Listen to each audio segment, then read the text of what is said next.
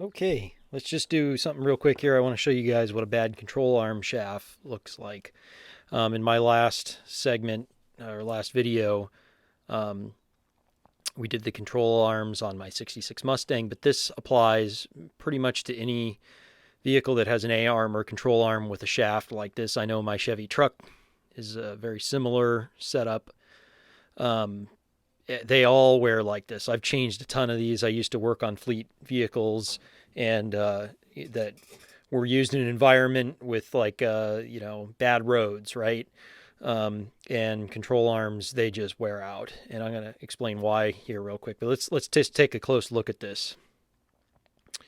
You can see how badly this one's worn. It's hard to see the threads on here, but these threads, which would have been on the bottom side where all the weight was, see how polished they are? It's because it dried out and it was driven that way for a long time, and it wore down the threads on the shaft. And it wore so far that the nut actually wore into the shaft, started wearing into the shaft right there. It's a little hard to diagnose this. It'll be popping and clunking. That's one thing when you drive up and down roads or over bumps. The other thing is your camber will start to go out on it too. It might start pulling if it gets real bad.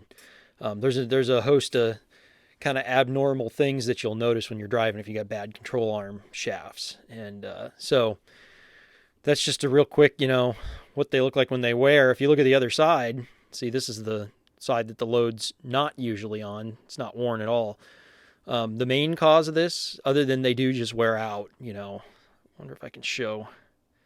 You can just see how shiny that is. You're going to have to take my word for it how worn down this is right here, but it's way worn down. This is what happens when the grease gets dry in here. And this is factory from Ford, I think. There is a Zerk port, or a grease port, you could also call it. They're called Zerk fittings. Zerk fitting we never had one. And the way these are oriented in there, I talked about this in the last video, is you can't really get to it. You'd have to take this plug out and put an angled grease fitting in it. Some people drill a hole in the tower. I wouldn't do that. I just put angled ones on my new ones. But the grease gets dry, and there's a lack of lubrication, and they wear out.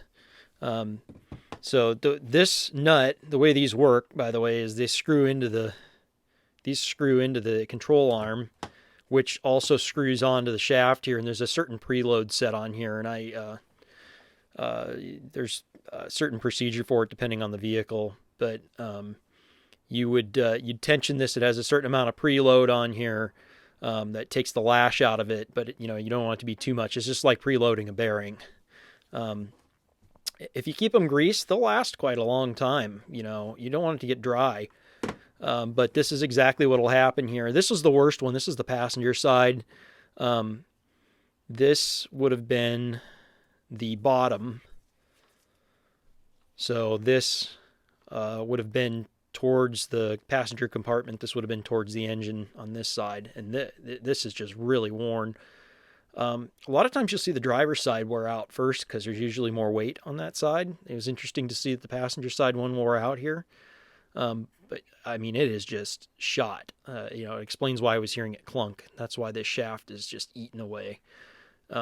So keep them greased, go in there, every time you do an oil change, don't overdo it. Don't pump it out so it's going everywhere. It just makes a big old mess. If it's coming out, you've got too much in there, but it is good to purge it, so if it's been a year or 6 months, go and purge it, wipe up your grease, get some fresh stuff in there, gets the moisture out, keeps it from drying out.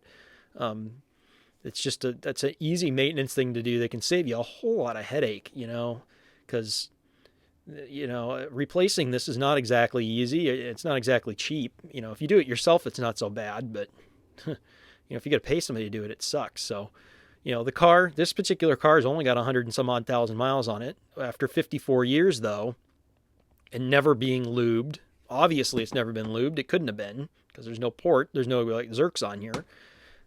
This is what happens. This control arm shaft probably lasts 200,000 miles if they just lubed it, maybe longer.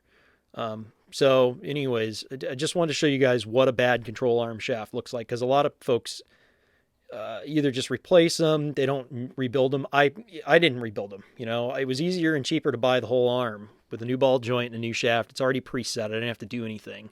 But I did disassemble it just to show you guys what it looks like. So that's just a quick